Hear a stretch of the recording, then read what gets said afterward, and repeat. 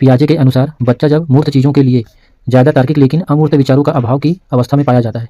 तो जिन पियाजे ने संज्ञानात्मक विकास का थ्योरी दिया और उन्होंने 4 स्टेजेस बताए। संवेदी पेशी अवस्था 0 से 2 वर्ष, पूर्व संक्रियात्मक अवस्था 2 से 7 वर्ष, मूर्त संक्रियात्मक अवस्था होता है 7 से 11 वर्ष और औपचारिक संक्रियात्मक अवस्था होता है 11 से ऊपर की आयु। तो मूर्त संक्रियात्मक अवस्था में बच्चा मूर्त चीज़ों के प्रति तार्किक होता है लेकिन अमूर्त विचारों का उसमें अभाव पाया जाता है। तो ऑप्शन सी हमारा राइट आंसर होगा। बालक में मानसिक मंदन की वजह यह हो सकता है। तो बालक में मानसिक मंदता का कारण क्या हो सकता है? गर्भाधान के समय क्रियाशील कारण बिल्कुल सही है। माता के गर्भ में क्रियाशील कारण ये भी सही है।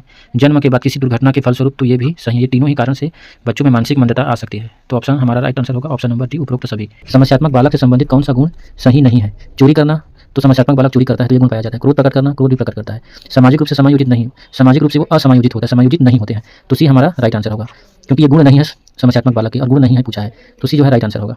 अधिगम अक्षमता किन कारणों से होता है? वंशानुगत कारणों से, शारीरिक कारणों से और वातावरण संबंधी कारणों से। इन तीनों ही कारणों से बच्चा जो है अधिगम में असक्षम होता है या सीखने में देरी करता है, तेजी से नहीं सीख पाता है। तो उपरोक्त सभी आंसर हमारा राइट होगा। ऑप्शन नंबर डी जो है राइट आंसर होगा। बालकों की अभिवृद्धि एवं विकास में अभिवृद्धि शब्द बालकों के व्यक्तित्व के किस पक्ष से संबंधित है? तो अभिवृद्धि जो है बालक का जो अभिवृद्धि है वो शारीरिक विकास से संबंधित है।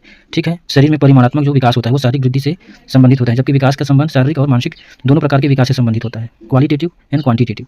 निम्नलिखित में से कौन सी व्यूह रचना समस्या केंद्रित है? तो प्रयोजना, अन्वेषण और खोज तीनों ही समस्या केंद्रित व्यूह रचना है। तो उपरोक्त सभी जो है इसका राइट आंसर होगा।